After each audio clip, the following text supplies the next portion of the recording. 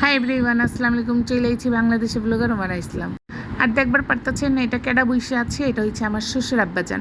আমার শ্বশুর আব্বাজান আজকে আমাকে বাসায় বেড়াইছে। আমি কিছু আব্বাজান আপনি বসে একটু আমটাম খান, আমি আইতেছি। আর কয়েই আমি আয় পড়ছি একেবারে স্পাইসি কইরা চিলি ফ্লেভার দিয়া কাসুন্দি দিয়া পেয়ারা মাখায় খাইতে।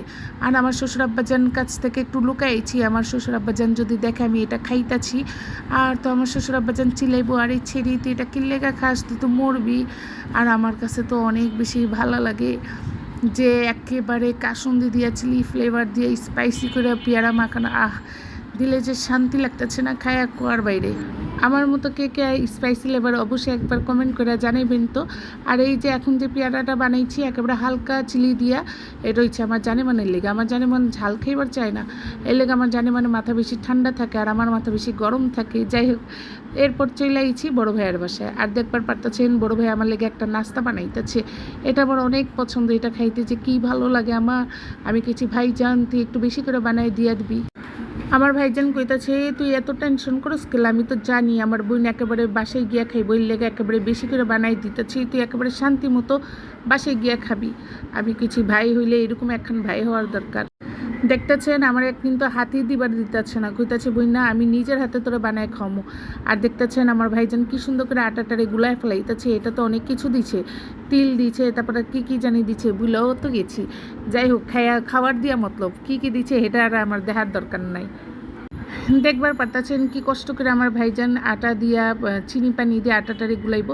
এখন আপনারা আবার এটা ভাইবেন আমি আমার শ্বশুর আব্বারে হালাইতে আইছি। আমার শ্বশুর আব্বা সকালবেলা চলে গেছে, এটা হচ্ছে মহরমের 9 তারিখের ভিডিও। আর আমি দুপুরের দিকে আমার বড় ভাইয়ের বাসায় আইছিলাম।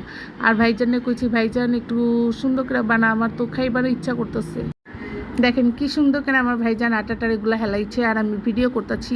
আমি কিছু ভাইজান তুই আটাটার সুন্দর করে গুলাইতে থাক আর আমি ভিডিও করতেছি। এরপরে এভাবে রুটিটারে বেইল্লা তারপরে সুন্দর করে কাইটা নিতে লাগে, তারপরে এটারে ভাজবার লাগবো। আর আমাকে নেহা ভাজার লেগে সব রেডি করে ফেলাইছে। ওই দিক থেকে তো নেহা ভাজাভাজি করতেছে, আর এই দিক থেকে আমার ভাইজান আমাকে লেগে বাদামের শরবত বানাইতেছে। আর এই বাদামের শরবত যে কী ভালো লাগে। আর আমরা সবাই রোজা আছি, মহরমের 9-10 রোজা আছি দেখে আমার ভাইজান বাদামের শরবত লেবুর শরবত বানাইতেছে। আর আমরা অপেক্ষা দেখতেছি কখন আজান দিব আর আমরা ভাই বোনরা একলগে ইফতার করবো। আর আমরা সবাই খাওয়ার লেগে বসে গেছি। সাইফ আয় পড়ছে, রিয়ান আয় পড়ছে, আর এই যে আমার বড় ভাইয়ের হাতে একেবারে মাখানো মুড়ি ভর্তা, উফ সেই লেভেলের ছিল। আর আমি কইতেছি ভাইজান সেই মজাটা হয়েছে মুড়ি ভর্তা। আর বাদামের শরবতটা তো উফ ঝাক্কাস। তারপরে এই যে খাওয়া দাওয়া করে একটু বাইর হয়ে গেছি। আর আয়া পড়ছি মহরমের এগুলো সব দেখবার লেগা। আর দেখবার পারতাছি না, এগুলো কিন্তু সব ফ্রি খাওন, একেবারে মিষ্টি আছে, শরবত আছে। আমি কইতাছি যে সাইফ একেবারে লয়ে খাওয়া আরম্ভ কর। সাইফ কইতাছে একেবারে ঠান্ডা শরবত আগে খায় লই, তুইও আমার একটু শান্তি মতো শরবত খাইবার দাও। আমি কইতাছি নেহা তুই বাদ থাকবি কিলা, তুইও একেবারে শরবত খায়ালা। আর নেহাও শরবত খাওয়া আরম্ভ করে দিচ্ছে, কিন্তু আমাকে রিয়ান একটু খাইবার পারতেছে না, কারণ ওর হয়েছে দাঁতে ব্যথা। আমি কইছি বাবা তুই খাইস না, তোর আবার ব্যথা হতে হইটা গেলে তো তুই আবার আমার ধইরা খিলাবি। কয় না তাও ছাড়মু না, একটু হইলেও খামু। আর দেখেন খাওয়া আরম্ভ করে দিচ্ছে। এরপরে এখানে চোখে পড়ে গেল আবারও মিষ্টি। তারপর আমি কইতাছি নেহা এখানেও কিন্তু চান্স আছে। নেহা কইতাছি আর তুমি টেনশন করো না, এখান থেকেও খামো। আর এই যে এখান থেকেও খাওয়ানো আরম্ভ করে দিচ্ছে। আর দেখবার পারতেছেন কি সুন্দর করে সাজাইছে। আর দেখবার পারতেছেন একেবারে রিয়ান, নেহা, সাইফ, সিফু সব একেবারে খাড়াই আছে কোন সময় যে এটারে ধাপা মেরা মিষ্টিটা খাইবো। আর আমি তো খালি ভিডিও করতেছি। আর আমার কাছে যে সুন্দর লাগতেছিল এগুলো সাজানো গুজানো, আর কি সুন্দর করে লাইটিং চলতেছে, আর আমার কাছে ভালো লাগতেছে। আমি ভাবছি একটু ভিডিও করে নিই। আর দেখেন এরা একেবারে পায়ে গেছে, এর লেগা দুইজন একেবারে হাততালি দিতেছে। আর দেখেন কি খাইতেছে, মিষ্টি খাইতেছে, আবার ছোটো কলসে দুধ আছে এটাও খাইতেছে। আমার কইতাছি তুমি একটু খাওয়া। আমার মেজো বোনও কিন্তু আমার লগে ছিল। আমার মেজো বোন খালি আমার ঠুয়াইতেছে আর কইতাছে তুই তাড়াতাড়ি চল। আর এই দিক দিয়ে দেখতেছি কি সুন্দর একটা তাজিয়া বানাইছে, আর যে সুন্দর লাইটিং হইতেছে, ভাবে আমি একটু ভিডিও কইরা লই। আর এই যে ভিডিও কইরা হাঁটার পথে আবার দেখতেছি এরা খাইতেছে। আরে তোরা আবার কি আনছোস? কইতাছে আরে পায়েস আনছি, যে মজা, একটু খায়া দেখো। আমি কইছি না আরে আমি আর খামো না। কইতাছে সেই লেভেলের কিন্তু মজা হইছে। রিয়ান কইতাছে দেখতেছ না আমার দাঁত ব্যথা নিয়ে কিন্তু আমি খাইতাছি। আর সাইফও কিন্তু টানতাছে, আমার বোন খালি চিল্লায় বাসায় চল। এরপরে সবার কাছ থেকে বিদায় নিয়ে আয়া পড়ছি আমি আমার মিরপুরে। আর আয়া দেখতেছি রাইতে কিছু নাই রান্না করার, এলেগে একটু গরু মাংস ভুনা করে আলাইতেছি, আর গরু মাংস না হলে তো আমার খাইতেই মন চায় না। আর এই দিক থেকে দেখতেছেন আমি এখানে মাংস ভুনা করতেছি। এটা কি লেগা, এটা আজকে মহরমের 10 তারিখ, আর ভাবতেছি একেবারে নরম করে একটু খিচুড়ি রান্না করে ফেলাই।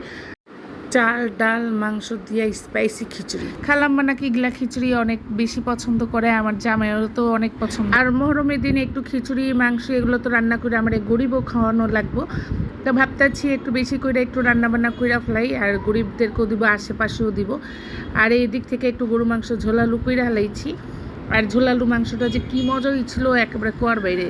ভিডিও করতে করতে মনে পড়ে গেল যে আরে হালা আমি তো এটার উপর থেকে জিরা ফাঁকিই দিই নাই, আর জলদি করে একেবারে জিরাটারে টাইলা একেবারে তরতাজা ফাঁকি দিয়ে দিচ্ছি। আর একেবারে গরু মাংস রান্নার সাথে সাথে যদি তরতাজা জিরাটার একেবারে টাইলা সাথে সাথে ফাঁকি দেওয়া যায়, কী যে সুন্দর ফ্লেভার আসে আর কী যে মজা লাগে একেবারে কোয়ার বাইরে। আর মাংস রান্না কিন্তু সেই লেভেলের মজা হয়েছিল। আর কালারটা দেখতেছেন একেবারে উফ কর বাইরে। আমার পোলাও কইতাছে আমি জান কি যে মজা হয়েছে। আর এই দিক থেকে একেবারে মুগ ডাল দিয়ে একেবারে সাদা পোলাও রান্না করে হালাইছি। আর এই পোলাওটাও কিন্তু খুবই ঝরঝরায় খুবই মজা হয়েছিল। এই তো আমার রান্না একেবারে ফুল কমপ্লিট হয়ে গেছে। আমি তাড়াতাড়ি করে প্যাকেট উকিট করে কিছু গরিবদের লেগা থুইয়া দিচ্ছি, আর নিজেদের লেগা থুইছি। আর এই যে আমার নরম খিচুড়ি রান্না করে ফেলেছি স্পাইসি করে। আর এটা লবণ টবণ রোজা রেখে যে এত পারফেক্ট হয়েছে আমি বুঝবারই পারি নাই। এত কিছুর ভিতরে তো ভুলেই গেছি আমার ভাইয়া কি নাস্তা বানায় পাঠাইছে, এটা একেবারে ডিব্বা ভরা দিয়ে দিচ্ছে। এরপরে আমার খালাম্মা যে কী মজার কেক বানায় পাঠাইছে একেবারে কোয়ার বাইরে। আর এই কেকটা 3 লেয়ারের ছিল, আর উপরে পুরা চকলেট ছিল। আর আমার কাছে এত মজা লাগছে এত মজা লাগছে আমি কইবার পারতাছি না। আর এই কেকটা আমার আপু বানায় পাঠাইছে। আপু বলতে আমার ছোট আপু খালাম্মার মেয়ে। আর আপুর অনেক অনেক ধন্যবাদ এত মজার একটা কেক বানায় পাঠানোর লেগা। আর আমার রাফিদ আর সাজিদ একেবারে কাড়াকাড়ি আরম্ভ হয়ে গেছে। আরে দেখেন আনার লগে লগে আমার রাফিদ খাওয়ার লেগেছে কেমন করতেছে। এই যে আমি যান আমার আন্টি পাঠাইছে আগে আমারে দাও। আর কেকগুলা লেয়ারগুলো এত ভালো ছিল, আর দেখতেছেন একেবারে টেবিলের উপর উঠে গেছে খাওয়ার লেগা। একেবারে আপুর কেকের ফ্রেন্ড হয়ে গেছি আমি। আর লাইক আর সাবস্ক্রাইব করবেন। আজকের জন্য এখানে বিদায়। আল্লাহ হাফিজ, আসসালামু আলাইকুম।